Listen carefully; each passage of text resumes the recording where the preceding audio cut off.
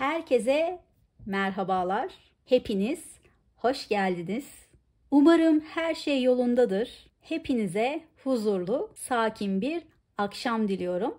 Bugünkü konumuz eski aşkınız size geri dönecek mi? Yoksa sizi yeni bir aşk mı bekliyor? Buna bakacağız. Yine 3 farklı destem var.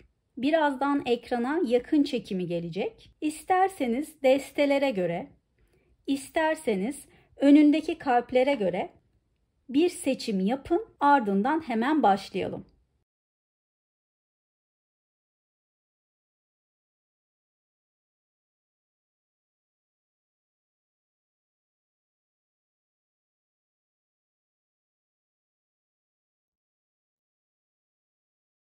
Birinci desteği seçen arkadaşlar, yani lila kalbimizi seçenler. Bakalım aklınızdaki kişi, yani eski aşkınız size geri dönecek mi? Önce geçmiş, sonra şimdiki ve sonra da gelecek duygularına bakacağız.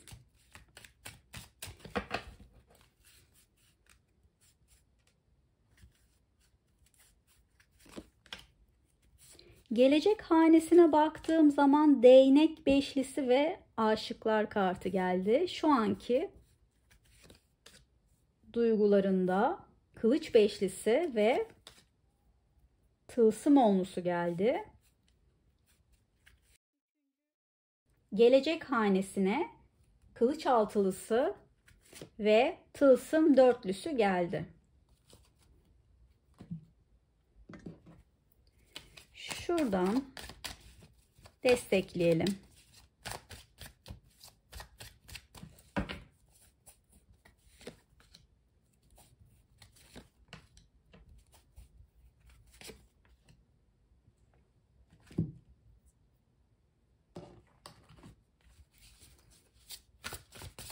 Devam edelim.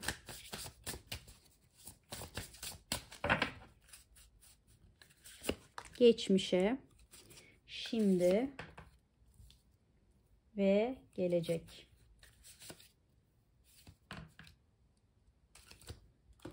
Son olarak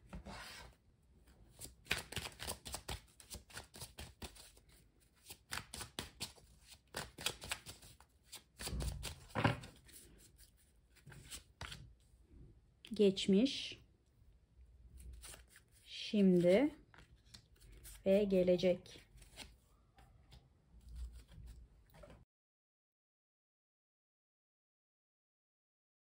Geçmiş hanesine baktığım zaman değnek beşlisi,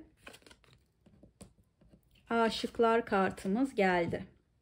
Ya birbirinizi ilk gördüğünüz zaman ya da ilişkiye ilk başladığınız zaman birbirinize olan çekiminiz çok güçlüymüş. İkiniz de birbirinizi çok heyecanlandırmışsınız. İçiniz kıpır kıpır olmuş. Fiziksel çekiminiz çok güçlüymüş ve fiziksel olarak birbirinize çekildiğiniz için birbirinize karşı konulamaz bir aşk hissetmişsiniz. Ancak bu aşk fırtınalı bir aşk. Çünkü aşkın yanında tartışmalar da getirmiş. Birçok konuda zıt düşmüşsünüz, anlaşamamışsınız. Aranızdaki bu güçlü çekimi gerçek aşk zannetmişsiniz ama ikiniz için de hüsran olmuş. Çünkü üzüntü kartı alıyorum. Birbirinizi yormuşsunuz, üzmüşsünüz. İşler zamanla içinden çıkılmaz bir hale gelmiş. İki taraf da çaresiz kalmış, elinizden bir şey gelmemiş. Heyecanla başlayan bu aşk evliliğe gider diye düşünülürken çıkan fikir ayrılıklarından dolayı, belki çıkan kavgalardan dolayı iki taraf içinde yıkıma sebep olmuş. Bazı izleyicilerde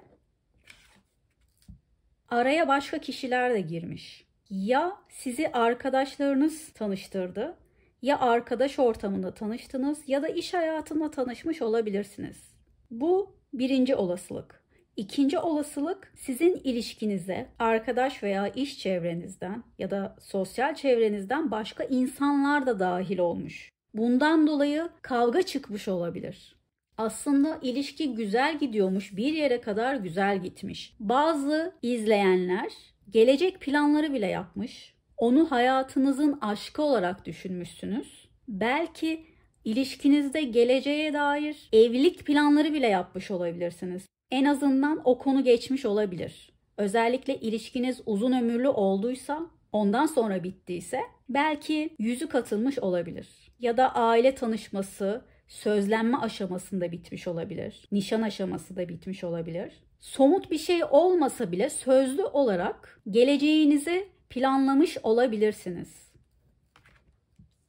Bir yere kadar güzel gitmiş, bir yerden sonra kavgalar çıkmaya başlamış. İkiniz de birbiriniz için başlarda hayatımın aşkı diye düşünmüşsünüz ama sonradan acaba ben mi yanılıyorum diye şüpheleriniz oluşmaya başlamış.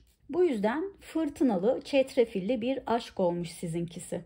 Bir türlü karara varamamışsınız. Bir türlü ortak noktayı bulamamışsınız. Biriniz ak derken diğeri kara diyor. Fikirleriniz çok farklı. Şu anki duygu ve düşüncelerine baktığım zaman bu sefer de kılıç beşlisi var. Ve tılsım onlusu var. Bir kısmınızda aile etkisi olabilir. Aileler anlaşamamış olabilir. Aileler ilişkiye dahil olmuş olabilir. Diğer bir olasılık, aklınızdaki kişi evli olabilir ve eşini seçmiş olabilir. Ve hala bundan dolayı size dönmüyor olabilir. Ailesi dahil olduysa size dönmesine engel oluyordur. Eğer evli ise eşini tercih ettiğinden dolayı yoluna onunla devam ediyordur. Bu yüzden size geri dönmüyordur. Üçüncü olasılık. Eğer diyorsanız ki o evli değil, ailelerimiz ilişkiye dahil olmadı, o zaman sizin için şunu söyleyebilirim.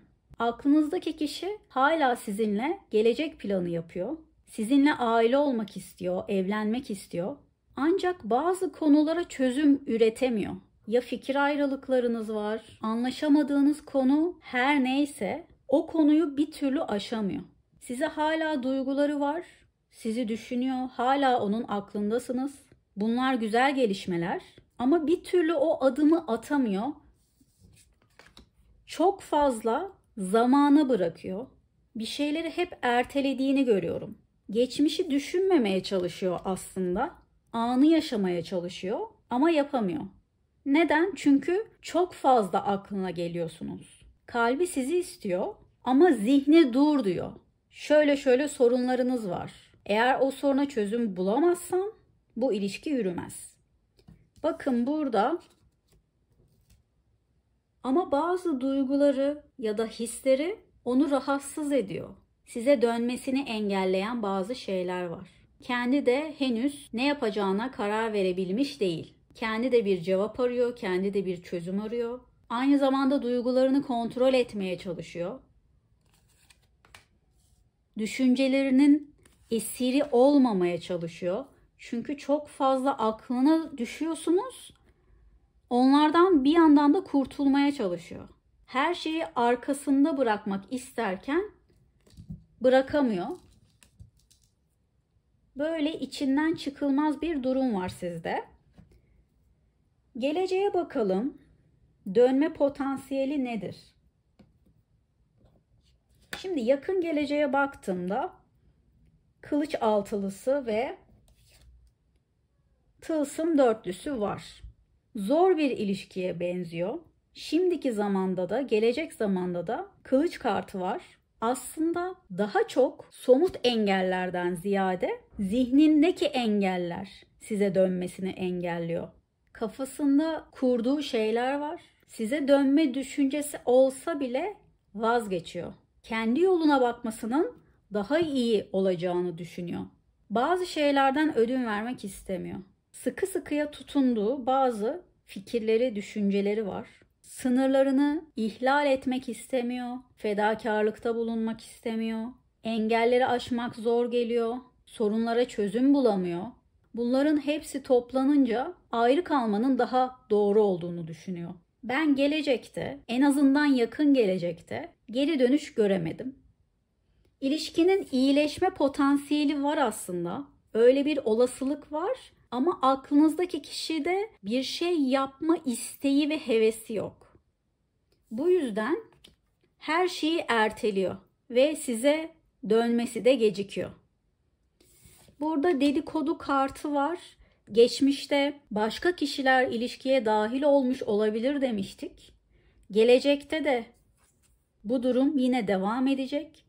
Çünkü birileri eski partnerinizin aklını çeliyor ve onun düşüncelerini etkiliyor. Demek ki birilerinden akıl alıyor. Başkalarının düşünceleriyle hareket ediyor. Bundan dolayı da ben gelecek hanesine baktığımda ne yazık ki yakın bir zamanda dönüş göremedim. Bu yüzden sizler için yeni bir aşk var mı ona bakacağız. Hızlıca toparlayalım.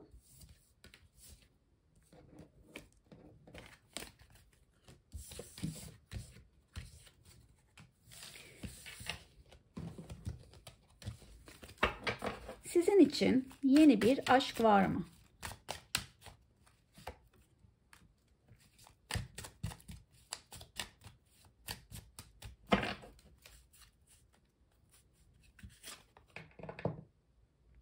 Tılsım üçlüsü, kader çarkı, değnek beşlisi,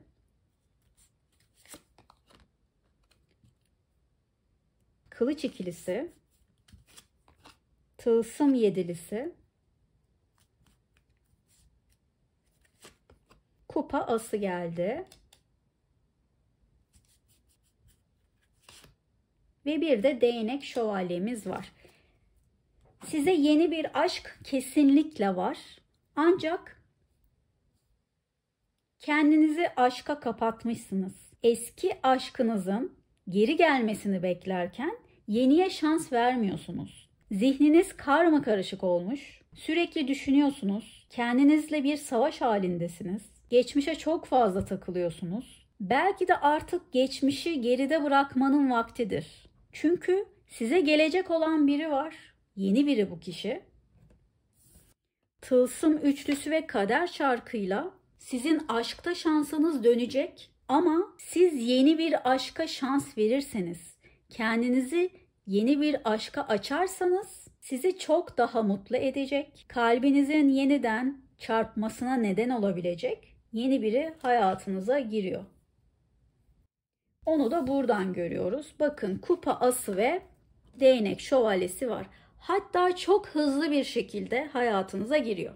Lütfen şu kadar düşünmeyi bırakın. Ve kendinizi böyle kapatmayı bırakın.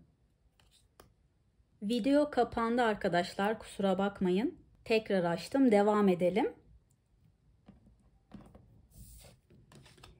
Geçmiş anılarınızla savaşmayı bırakın. Düşüncelerinizle savaşmayı bırakın. Geçmişte onun size yaptıklarını düşünmeyi lütfen bırakın. Onlarla savaşmayın. Onları kabul edin ve affedin.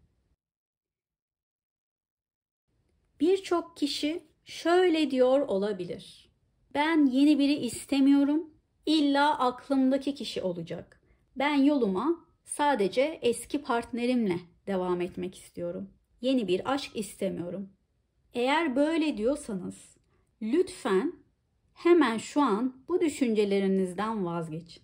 Ya istemediğiniz o aşk sizin gerçek aşkınızsa, bundan sonra tanışacağınız kişi sizin ruh eşinizse, belki yollarınızı birleştireceğiniz, sizi mutlu edecek o aşk bir sonraki aşkınızdır. O yüzden lütfen bu videodan sonra kendinizi yeni aşka açın. Şöyle diyebilirsiniz. Aklınızdaki kişiyi düşünün, adını söyleyin. Seninle yaşadıklarımı kabul ediyorum. Seni sevgiyle affediyorum ve seni sevgiyle uğurluyorum. Geçmişimi kabul ediyorum. Geçmişimi sevgiyle uğurluyorum. Kendimi yeni aşka açıyorum. Bunu deyin. Bakın hayatınızda nasıl güzellikler olacak. Sonra oturun izleyin. Sizin kesinlikle yeni bir aşk yaşamanız gerekiyor. Bir de bu yeni aşkınızla sizi neler bekliyor buna bakalım. Bu kişinin kim olduğuna, fiziksel özelliklerine, karakterine detaylıca bakmayacağım bu açılımda. Ama kim olduğunu öğrenmek istiyorsanız Kısmetimde Kim Var isimli videomu izleyebilirsiniz. Orada detaylıca kimin olduğunu öğrenebilirsiniz. Şimdi ben sadece bu kişiyle yeni aşkınızda neler yaşayacaksınız buna bakacağım.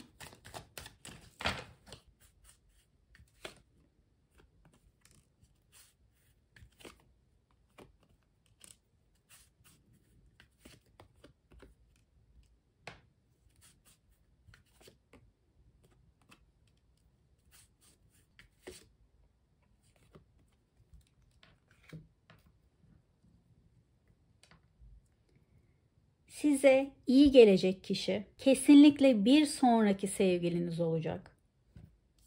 İlk kartımız evlilik teklifi olarak geldi. Yani aynı zamanda bir sonraki sevgiliniz sizin evleneceğiniz kişi olacak. Çünkü kadersel bir karşılaşmanız olacak. Seçiminizi mutlaka yeni aşktan yana yapmalısınız. Çünkü sizi rahat ettirecek, sizi özgür hissettirecek ve sizi evinizde gibi hissettirecek o kişi bir sonraki sevgiliniz. Şu an aklınızdaki kişiyi istiyor olabilirsiniz. Ondan başka kimsenin sizi mutlu etmeyeceğini düşünüyor olabilirsiniz. Ama yeni kişiyle tanıştığınız zaman onunla neden işlerin yolunda gitmediğini çok iyi anlayacaksınız. Karşınıza öyle biri çıkacak ki size geçmişinizi tamamen unutturacak. Hatta aklınızdaki kişiyi neden o kadar düşündüğünüze pişman olacak olabilirsiniz. O yüzden lütfen artık rahatlayın ve doğru aşkın size gelmesini bekleyin. Hatta yeni aşkınızla işler çok hızlı ilerleyecek olabilir. Belki bir sene içinde evleneceksiniz. Belki daha kısa bir sürede evleneceksiniz. Zaten onunla tanıştığınız zaman doğru kişinin o olduğunu ilk görüşte anlayacaksınız. Belki de bu sizin vereceğiniz en doğru karar olacak.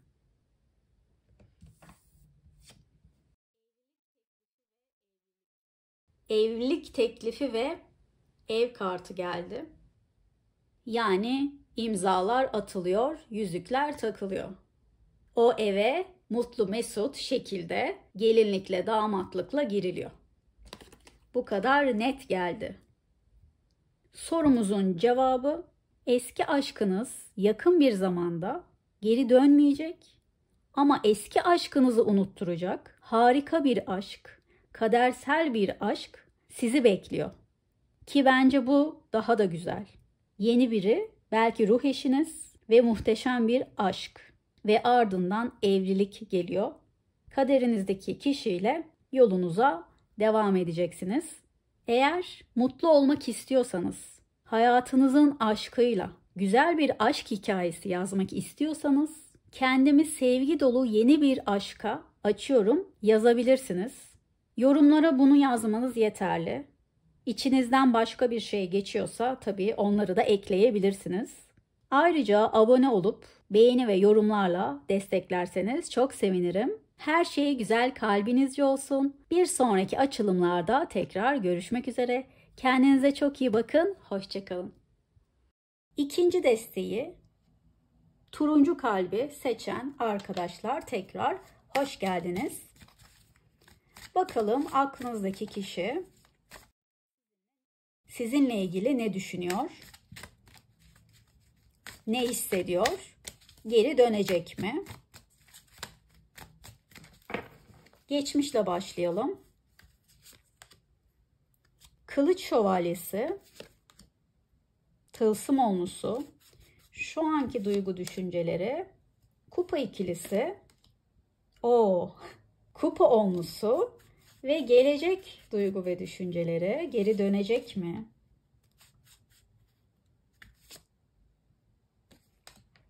Tılsım altılısı ve araba kartı geldi.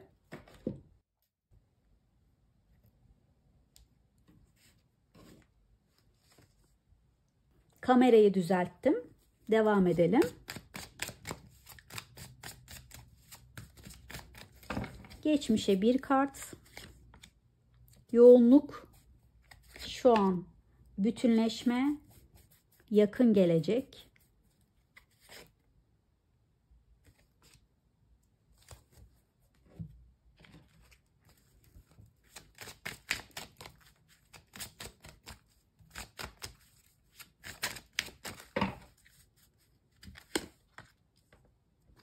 Geçmiş,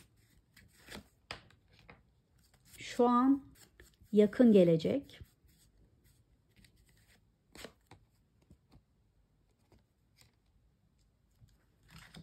Son olarak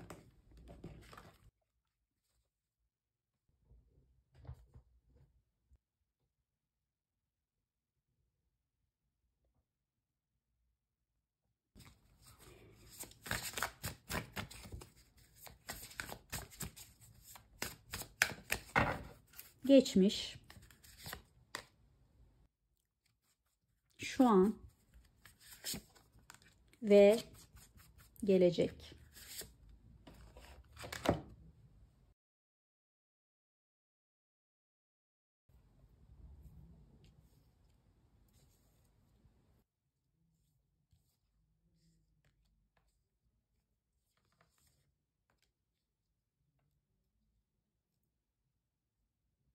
Geçmişte başlayalım. Kılıç şövalyesi ve tılsım onlusu geldi. Geçmişte bu ilişkiye arkadaş çevresi ya da aileler dahil olmuş olabilir ve bu yüzden ilişki çıkmaza sürüklenmiş olabilir. Bir diğer ihtimal, arkadaş çevresi ya da iş arkadaşları yüzünden bu ilişki bitmiş olabilir. Belki sizi onlar tanıştırmıştı, ortak arkadaşlarınız vardı.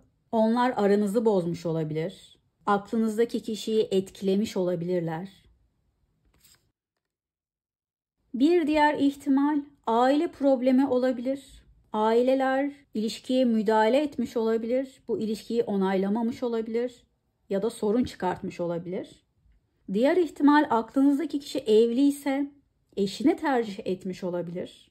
Ama siz diyorsanız ki böyle bir durum yok. Aklımdaki kişi evli değil ve bizim ilişkimize aileler veya arkadaşlar dahil olmadı, bizi etkilemedi diyorsanız, o zaman sizinle ilgili gelecek düşünmüş diyebilirim. Çünkü sizinle aile olmak istediğini görüyorum. Ama çok fevri hareket etmiş. Çok başına buyruk davranmış. Öfkesine hakim olamamış olabilir. Size fiziki veya psikolojik olarak baskı yapmış olabilir. Sizi manipüle etmiş olabilir.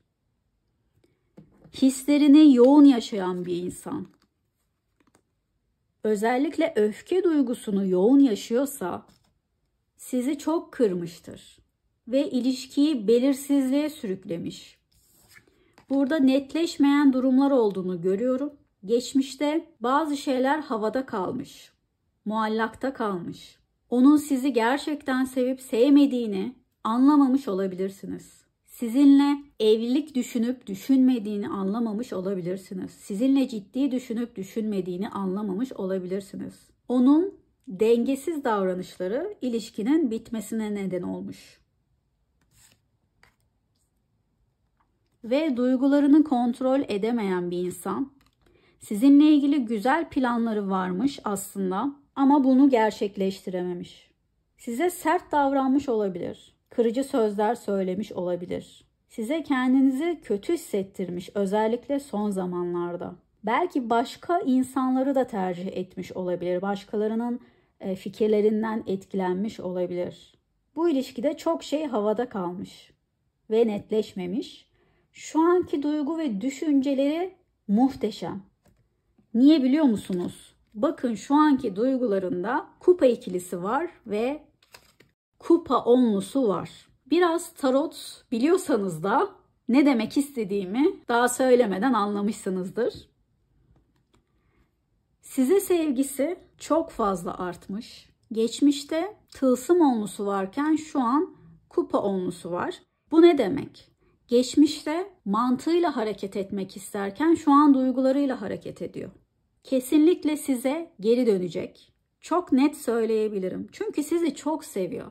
Siz onu boşuna sevmiyorsunuz. Siz onu boşuna beklemiyorsunuz. Belki de evleneceğiniz kişi, kaderinizdeki kişi bu kişidir.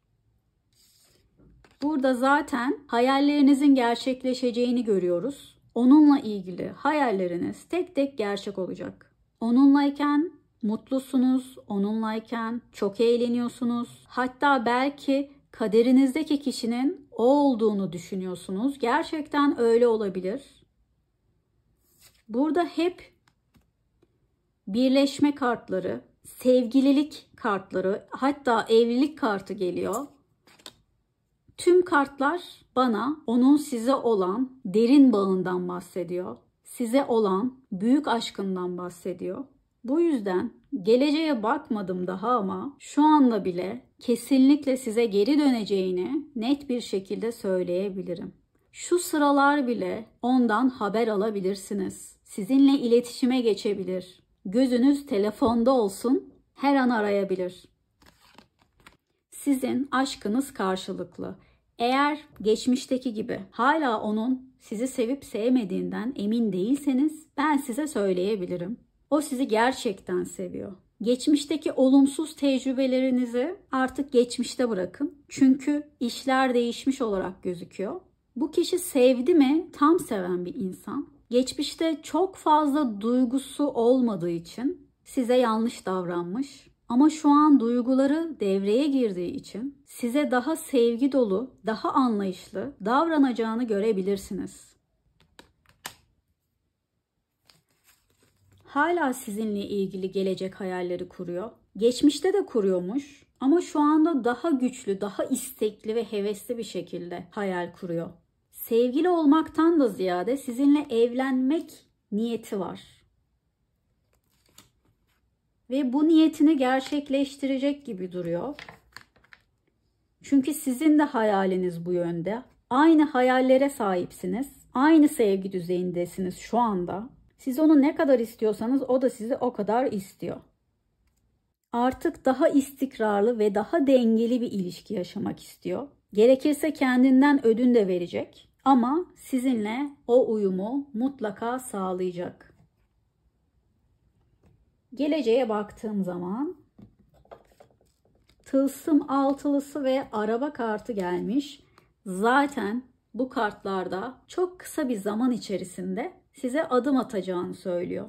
Size karşı daha cömert olacak, daha verici olacak, kontrolü eline alacak. Size daha fazla sevgi verecek, daha fazla maddi destek olacak, manevi destek olacak. Geçmişte vermediklerini gelecekte verecek. Fazla fazla verecek hatta.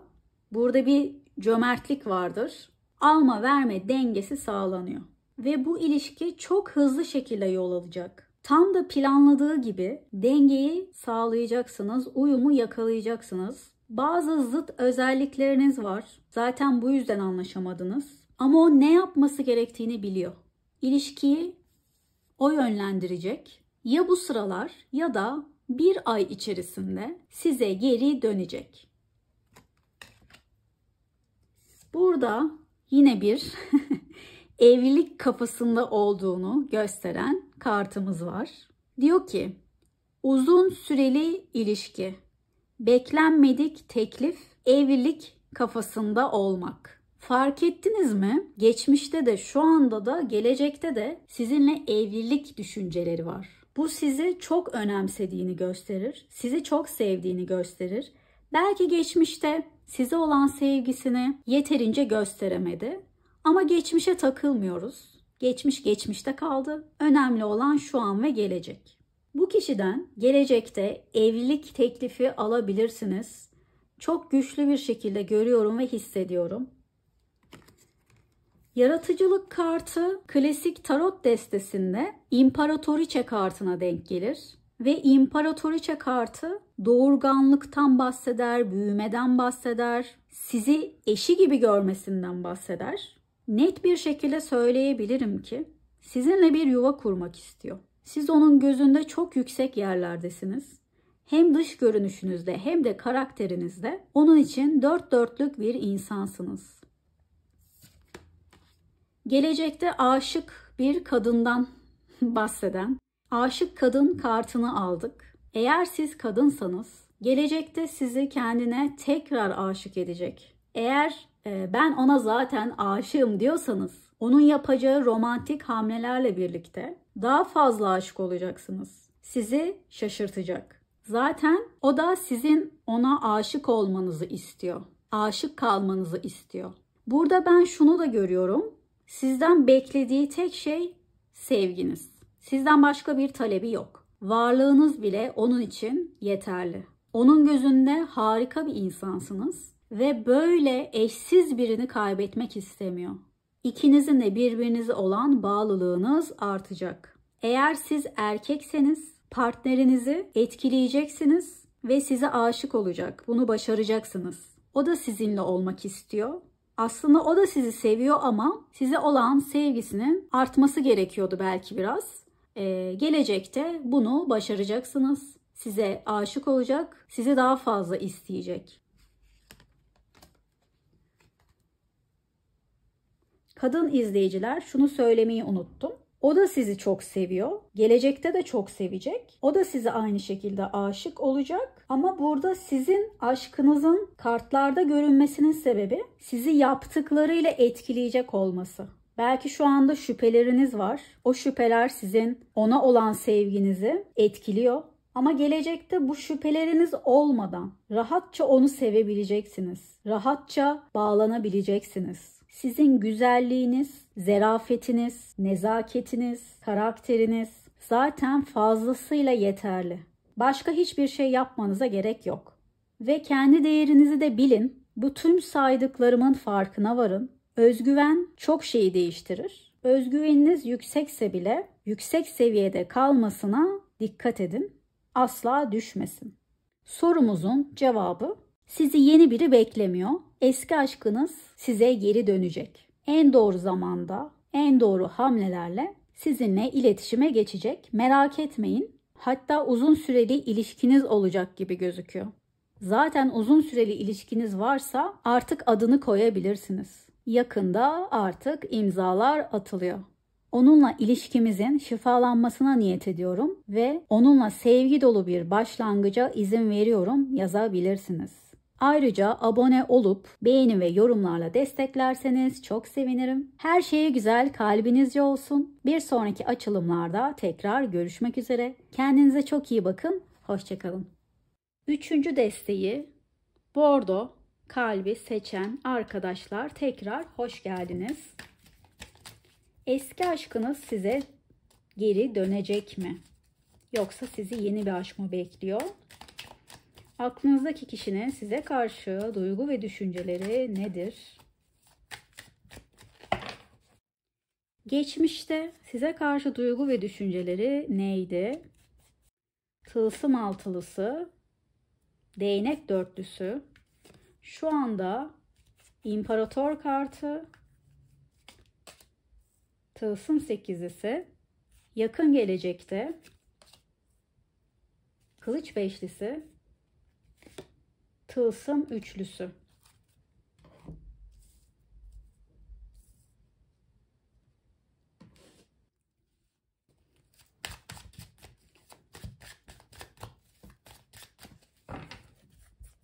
Geçmişte anlayış kartı, şu an yaratıcı, gelecekte bütünleşme.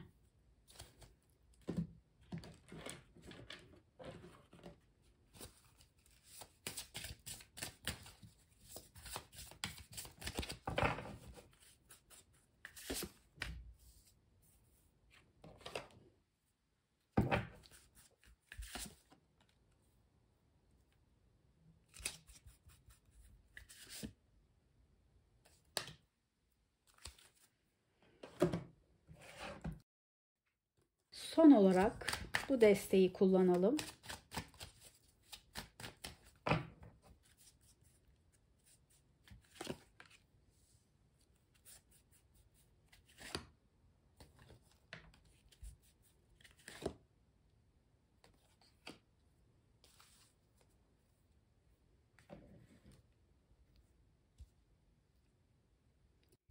Geçmişinize baktığım zaman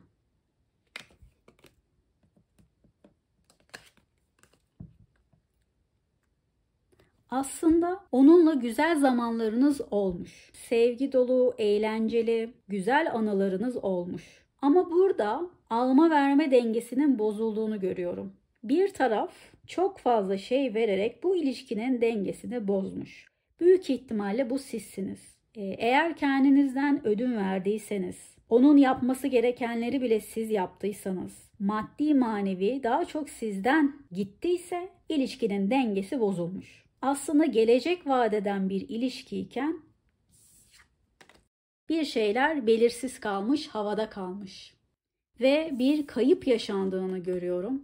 Yollar ayrılmış. Sevginizi çok fazla gösterdiyseniz, çok fazla fedakarlık yaptıysanız kendi değerinizi düşürmüşsünüz. Onun gözünde sizin değeriniz gittikçe azalmaya başlamış.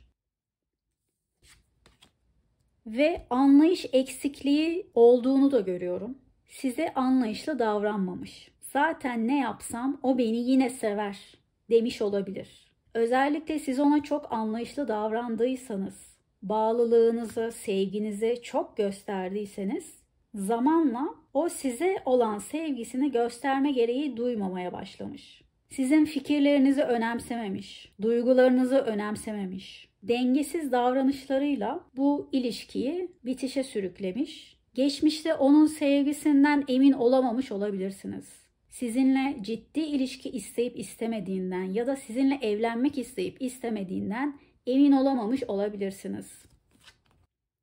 Bir şeyler muallakta kalmış, havada kalmış. Belki çok güzel başladı her şey ama devamı gelmemiş. Devamında bir kayıp var. Bir şeyler günden güne eksilmiş ve azalarak bitmiş.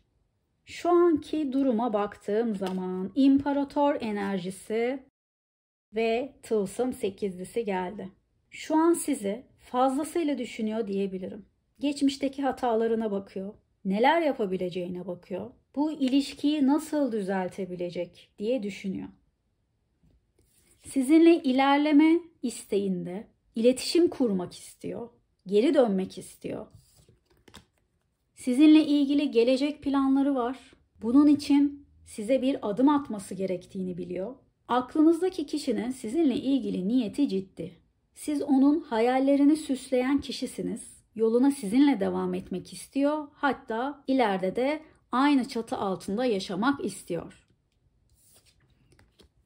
Bir şeyleri değiştirecek, dönüştürecek. Aranızdaki durum böyle kalmayacak. Kendi hatalarının farkına varmış. Bunlar güzel gelişmeler. Şu anda size geri dönme niyeti var. Buna dair planlar yapıyor diyebilirim. Ama en doğru şekilde, en doğru cümlelerle sizinle konuşmak istiyor.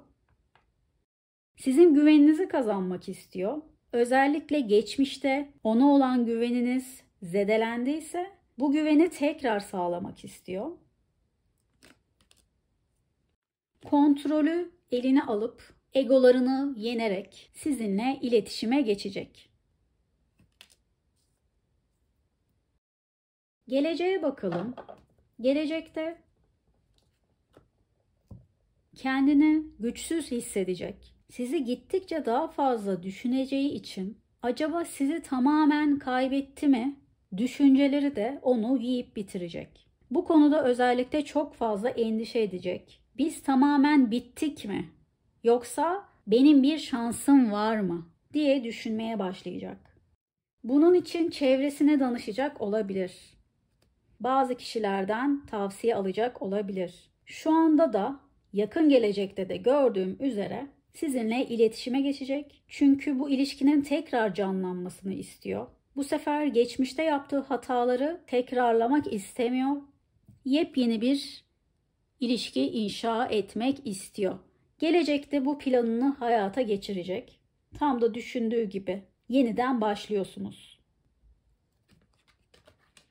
Tam da adım atma kartı geldi. Burada size doğru koşarak gelen biri var. Tam da açılımın sorusuna uygun bir kart oldu. Bu kart tek başına bile sana geri dönecek evet diyor. Bu ilişkinin artık bir dengeye oturmasını istiyor. İstikrarlı bir ilişkinizin olmasını istiyor. Birbirinizdeki farklı özellikleriniz ilişkiyi zedelemiş, hatta bitirmiş. Dengeyi bir türlü sağlayamamışsınız. Belki de bu ilişki için yapılması gereken tek şey budur.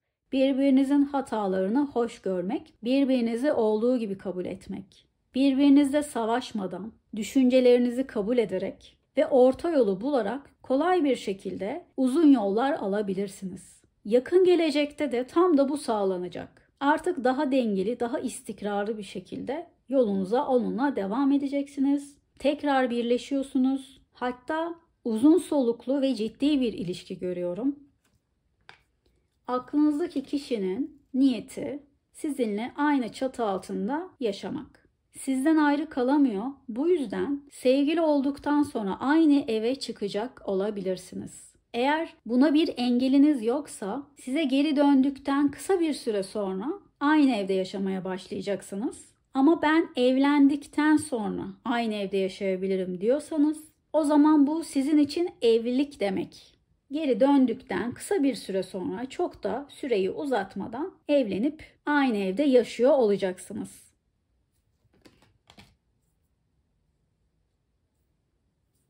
Gelecek hanesi bu destede sadece adım atacak dedi ve bıraktı sanki. Daha fazla cevap almak için bu desteği kullanmak istiyorum. Onunla neler yaşayacaksınız?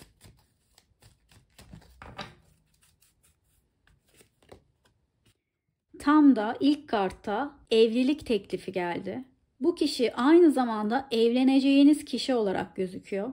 Özellikle uzun süreli bir ilişkiniz olduysa ya da uzun yıllardır onu tanıyorsanız size geri döner dönmez, ilişkiniz başlar başlamaz evlilik kararı alacak olabilirsiniz. Bir şeyleri çok da uzatmadan artık evlenecek olabilirsiniz. Çok güçlü geliyor bu ihtimal. Bu kişi kaderinizdeki kişi gibi gözüküyor. Devam edelim. Zaten şu kart vardı ya. Demek ki aynı eve çıkma konusu evlendikten sonra olacak hepiniz için. Diyorsanız ki bizim uzun süreli bir ilişkimiz olmadı. O zaman da size evlilik düşüncesiyle gelecek. Ama sevgililik döneminiz çok uzun sürmeyecek. Hemen yüzükler takılacak. Hemen imzalar atılacak.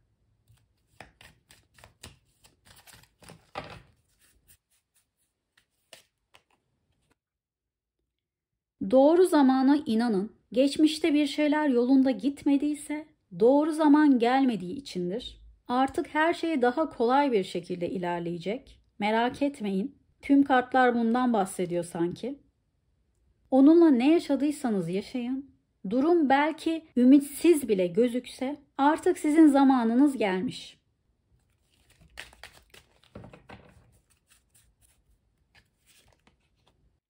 Zaten aile kartı geldi. Her çektiğim kart aile olmaktan bahsediyor, evlenmekten bahsediyor. Bu yüzden rahatlıkla söyleyebilirim ki bu kişi sizin aynı zamanda evleneceğiniz kişi. Bundan şu anda emin oldum. Size sadece dönmekle kalmayacak, bu ilişkinin devamı da gelecek. Ve kadersel buluşma kartı geldi. Aranızda büyük ve önemli bir bağ var. Kadersel bir bağınız var. Belki ruh eşisiniz, belki ikiz alevsiniz. Bundan dolayı birbirinizden kopamıyor olabilirsiniz. Kader sizi tekrar bir araya getirecek. Çünkü sizin birleşmeniz ve yola devam etmeniz gerekiyor. Eğer onunla olan durumunuza üzülüyorsanız hiç canınızı sıkmayın. Zaten sizin olan size gelecek. En doğru zamanda ve en doğru şekilde. Bırakın önce bir kendiyle olan savaşını kazansın, sonra sizi kazansın. Şu anda çok düşünüyor, yaptığı hataları düşünüyor, yanlışları düşünüyor, vicdan azabı çekmeye başlamış. Biraz gurur yapıyor ama gururunu aşacak. Cesaretini toplayıp sizin için bir şeyler yapacak kısa bir zaman sonra. Ve bir kez daha açılım sorusunun cevabını söyleyelim. Eski aşkınız size geri dönecek. Yeni bir aşkla değil, eski partnerinizle yolunuza devam edeceksiniz. Hatta bu kişi son sevgiliniz olacak. Çünkü bir sonraki aşamada eşiniz olacak. Yorumlara aklımdaki kişiyle ilişkimizin şifalanmasına niyet ediyorum ve onunla sevgi dolu bir ilişki yaşamaya izin veriyorum yazabilirsiniz. Ayrıca abone olup yorum ve beğenilerle desteklerseniz çok sevinirim. Her şey güzel kalbinizce olsun. Mutluluk sizinle olsun. Bir sonraki açılımlarda tekrar görüşmek üzere. Kendinize çok iyi bakın. Hoşça kalın.